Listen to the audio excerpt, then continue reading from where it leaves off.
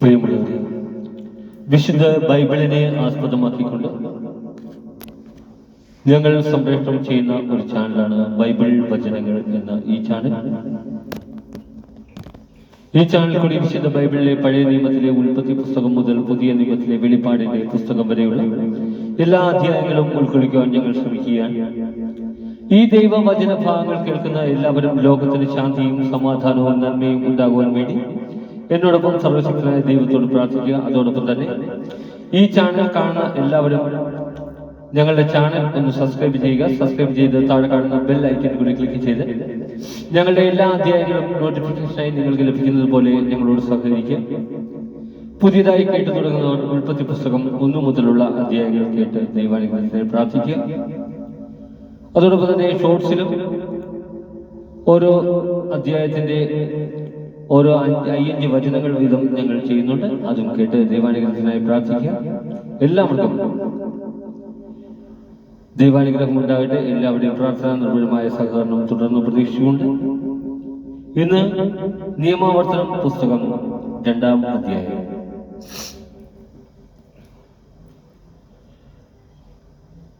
കാദേശിൽ നിന്നുള്ള യാത്ര.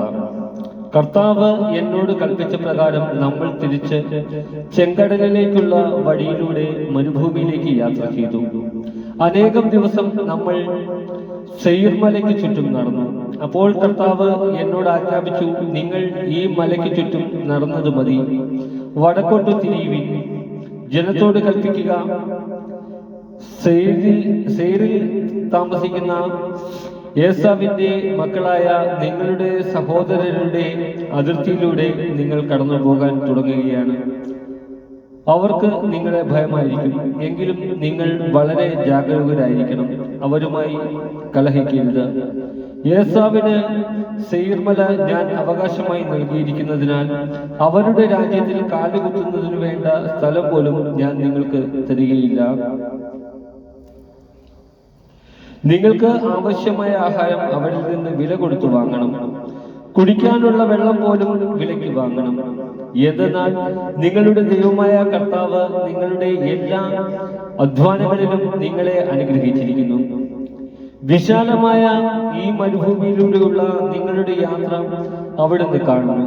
അവിടുന്ന് 40 സംവത്സരവും നിങ്ങളുടെ കൂടെ ഉണ്ടായിരുന്നു. നിങ്ങൾക്ക് ഒന്നും കുറവുണ്ടായില്ല. അതിനാൽ സെയിരിൽ താമസിക്കുന്ന ഏസാവിന്റെ മക്കളായ നമ്മുടെ സഹോദരരെ കടന്ന് ഏലാത്തിൽ നിന്നും എസിയോൻ ഗോബറിൽ നിന്നുമുള്ള അരാബ വഴിയിലൂടെ യാത്ര ചെയ്തതിനു ശേഷം നമ്മൾ തിരിഞ്ഞ് മൊവാബ് മരുഭൂമിയിലേക്ക് നീങ്ങി. അപ്പോൾ കർത്താവ് എന്നോട് അരുളി ചെയ്തു, മൊവാബിയരെ ആക്രമിക്കുകയോ അവരോട് ശത്രുത കാട്ടി യുദ്ധത്തിനൊരുപ്പെടുകയോ അരുത്. അവരുടെ രാജ്യത്തിൽ നിന്ന് അല്പം പോലും നിങ്ങൾക്ക് ഞാൻ അവകാശമായി തരികയില്ല. എന്തെന്നാൽ ലോത്തിന്റെ മക്കൾക്ക് അവകാശമായി ഞാൻ നൽകിയിരിക്കുന്നതാണ് ആ ദേശം. പണ്ട് ഏമിയർ അവിടെ താമസിച്ചിരുന്നു.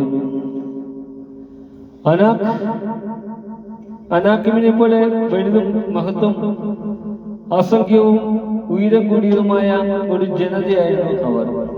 അനാക്കിം വംശജരെ പോലെ അവരും റഫായിം എന്ന പേരിൽ അറിയപ്പെട്ടിരുന്നെങ്കിലും മൊവാബിയർ അവരെ ഏമിയർ എന്നാണ് വിളിക്കുന്നത്. ഹോര്യരും പണ്ട് സെയിരിൽ താമസിച്ചിരുന്നു. എന്നാൽ ഏസാവിന്റെ മക്കൾ അവരുടെ രാജ്യം കൈയടക്കുകയും അവരെ നശിപ്പിച്ച് അവിടെ താമസമർപ്പിക്കുകയും ചെയ്തു. കർത്താവ് തങ്ങൾക്ക് അവകാശമായി നൽകിയ രാജ്യത്ത് ഇസ്രായേലിയർ ചെയ്തതുപോലെ തന്നെ ഇപ്പോൾ എഴുന്നേറ്റ് സെറത്ത് അരുവി കടക്കണം. അതനുസരിച്ച് നാം സെറത്ത് അരുവി കടന്ന് നാം കാദേശ് ബർണായിൽ നിന്ന് പുറപ്പെട്ട് സിറജ് അരുവി കടക്കുന്നത് വരെ സഞ്ചരിച്ച കാലം 38 വർഷമാണ്. അതിനിടയിൽ കർത്താവ് അവരോട് ശപഥം ചെയ്തിരുന്ന പ്രകാരം യുദ്ധം ചെയ്യാൻ കഴിവുള്ള മനുഷ്യരുടെ ഒരു തലമുറ മരണമടഞ്ഞിരുന്നു. എന്തെന്നാൽ അവർ പൂർണ്ണമായി നശിക്കുന്നത് വരെ കർത്താവിന്റെ കരം പാളയത്തിൽ വെച്ച് അവരുടെ മേൽ പതിച്ചു. ജനങ്ങളുടെ ഇടയിൽ നിന്ന് യോദ്ധാക്കളെല്ലാം മരിച്ചു കഴിഞ്ഞപ്പോൾ കർത്താവ് എന്നോട് അരുളി ചെയ്തു, ഇന്ന് ആർ പട്ടണത്തിൽ വെച്ച് നീ മൊസാബിന്റെ അതിർത്തി കടക്കാൻ പോവുകയാണ്. നീ അമ്മോന്റെ മക്കളുടെ അതിർത്തിയിൽ ചെല്ലുമ്പോൾ അവരെ ആക്രമിക്കുകയോ അവരോട് ശത്രുത പുലർത്തുകയോ അരുത്. എന്തെന്നാൽ അമ്മോന്റെ മക്കളുടെ ദേശത്തെ യാതൊരു അവകാശവും ഞാൻ നിങ്ങൾക്ക് തരികയില്ല. കാരണം അത് ഞാൻ ലോത്തിന്റെ മക്കൾക്ക് അവകാശമായി കൊടുത്തതാണ്. അതും റഫായിമിന്റെ രാജ്യമെന്നാണ് അറിയപ്പെടുന്നത്. പണ്ട് റഫായിം അവിടെ താമസിച്ചിരുന്നു. അമോനിയർ അവരെ സാസുമ്മി എന്ന് വിളിക്കുന്നു. അനാക്കിമിനെ പോലെ മഹത്വം, അസംഖ്യവും ഉയരം കൂടിയതുമായ ജനതയായിരുന്നു അത്. പക്ഷേ കർത്താവ് അമോന്യരുടെ മുൻപിൽ നിന്ന് അവരെ നശിപ്പിച്ചു കളഞ്ഞു. അവർ ആ രാജ്യം കൈയടക്കുകയും അവിടെ താമസമുറപ്പിക്കുകയും ചെയ്തു.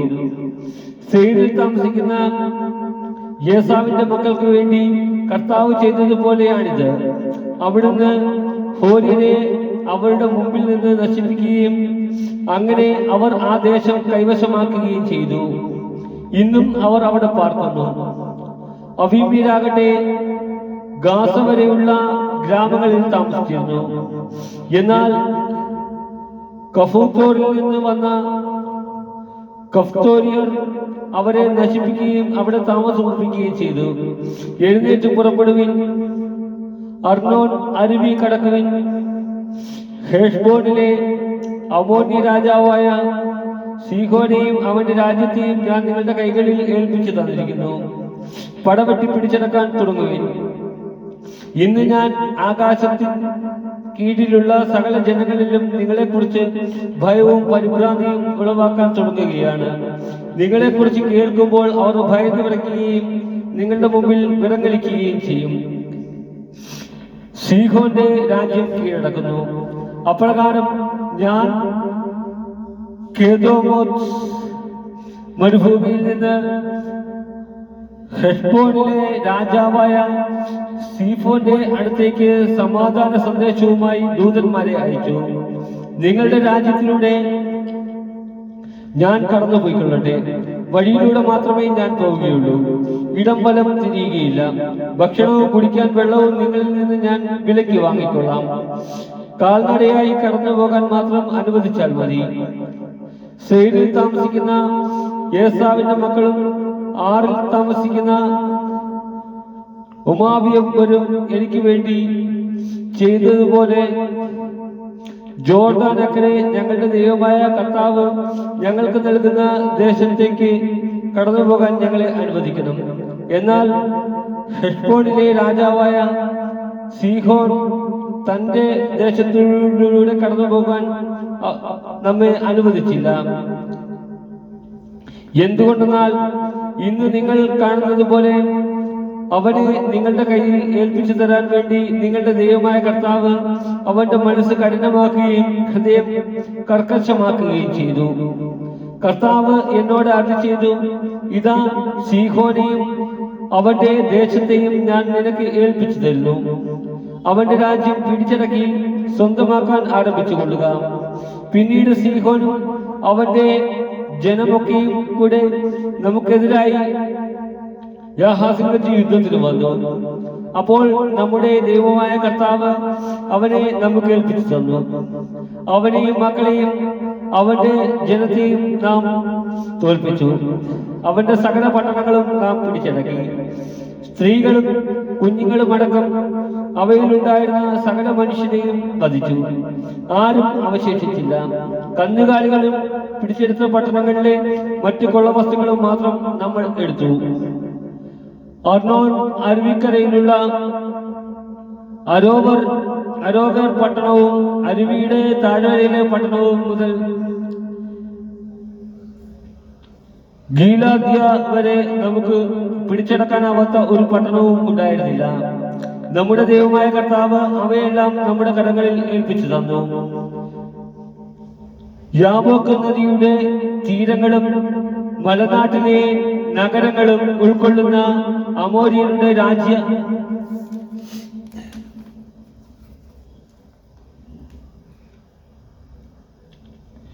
ത്തേക്കും നമ്മുടെ ദൈവമായ കർത്താവ് വിലക്കിയിരുന്ന ഒന്നിലേക്കും നിങ്ങൾ പ്രവേശിച്ചില്ല. നമ്മുടെ കർത്താവായ യേശുവേ ക്രിസ്തുവേ.